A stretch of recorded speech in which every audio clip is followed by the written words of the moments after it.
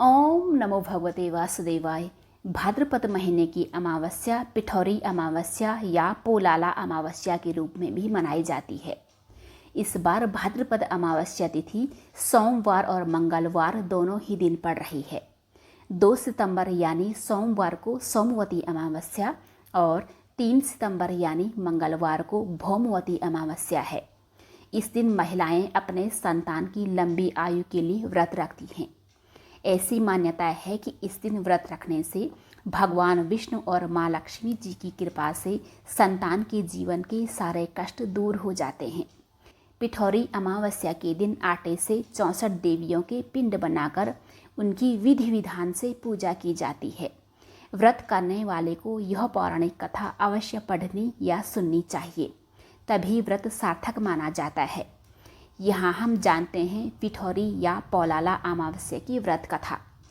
बहुत समय पहले की बात है। एक परिवार में 7 भाई थे और सभी का विवाह हो चुका था। सबके अपने अपने बच्चे भी थे। परिवार की सुरक्षा और सलामती के लिए 7 भाइयों की पत्नियां पिठौरी अमावस्या का व्रत रखना चाहती थी।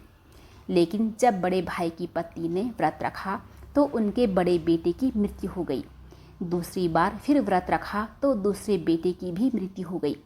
इसी तरह हर साल की तरह 7वें साल भी ऐसा ही हुआ। तब बड़े भाई की पत्नी ने इस बार अपने मृत पुत्र का शव कहीं छिपा दिया। उस समय गांव की कुलदेवी माँ पोलेरमा गांव के लोगों की रक्षा के लिए पहरा दे रही थी। उनकी नज़र जब इस दुखी माँ पर पड़ी तो उन्होंने वजह जाननी चाही। तब बड़े भाई की पत्नी ने सारी बात बता दी। देवी पोलेरमा को उस पर दया आ गई। उन्होंने उस दुखी माँ से कहा कि वह उन स्थानों पर हल्दी छिड़क दें जहाँ जहाँ उसके सभी बेटों का अंतिम संस्कार हुआ है। माँ ने ठीक वैसे ही किया।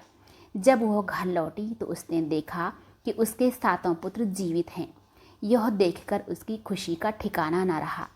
तभी से उस गांव की हर माँ अपने बच्चों की लंबी आयु के लिए पिठौरी अमावस्या का व्रत रखने लगी। जिस प्रकार माता रानी ने उस दुखियारी माँ पर अपनी कृपा बरसाकर उसकी झोली खुशियों से भर दी, वैसे ही आप सभी पर माँ अपनी कृपा बरसाए रखें। ओम नमो भगवते वासुदेवाय।